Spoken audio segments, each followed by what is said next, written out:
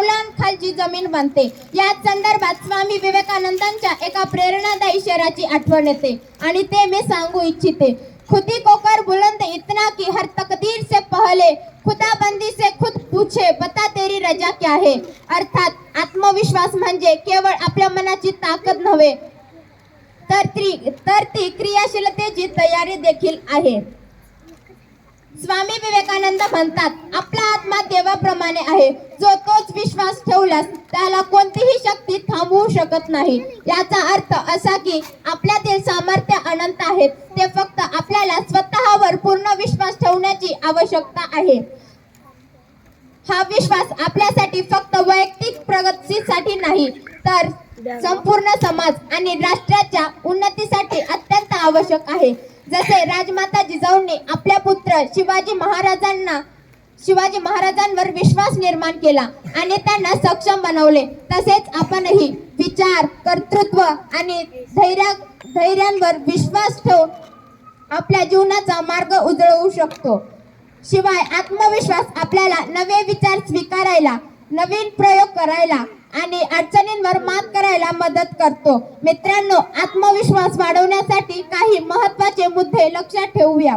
स्वतःवर विश्वास ठेवा, आपल्या क्षमतांवर नेहमी आत्मविश्वास ठेवा, चुकांपासून शिका, चुका घाबरवत नाहीत तर शिकवतात, त्यातून आपण अधिक मजबूत बनतो।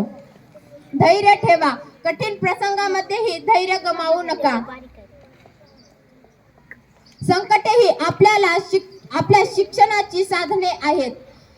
सकारात्मक विचार करा, आपल्या मनावर नियंत्रण ठेवा, विचार सकारात्मक ठेवा आणि आव्हानांना संधी म्हणून पहा। सतत प्रगतीची तयारी ठेवा, आत्मविश्वास असला तरी त्यावर काम करणे गरजेचे आहे। निष्क्रियतेत तो कमी होतो।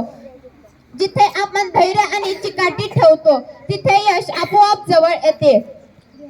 जसे की हा शेर सांगते, जो थककर बैठा है वही मंजिल को पाता है, जो थककर बैठा है वही मंजिल को पाता है, हिम्मत रखने वाला ही दुनिया में चमकता है, हिम्मत रखने वाला ही दुनिया में चमकता है। मित्र व मैत्रिणींनो, आपल्याला आणखी एक शेर लक्षात ठेवायला हवा।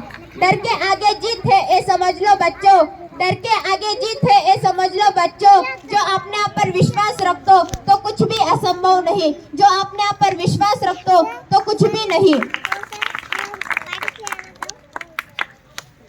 मित्रांनो, आजच्या या कार्यक्रमाच्या निमित्ताने आपल्याला फक्त आत्मविश्वासाचे महत्त्व नव्हे तर जिजाऊंच्या संस्काराचे आणि विवेकानंदांच्या विचारांचे एकत्रित आदर्श अनुभवता येईल।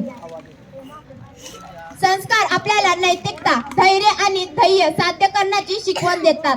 आत्मविश्वास आपल्याला त्या शिकवणीतून पुढे जाऊन क्रियाशील बनवतो, कठीण प्रसंगामध्ये मार्ग दाखवतो आणि यश मिळण्यास प्रोत्साहन देतो।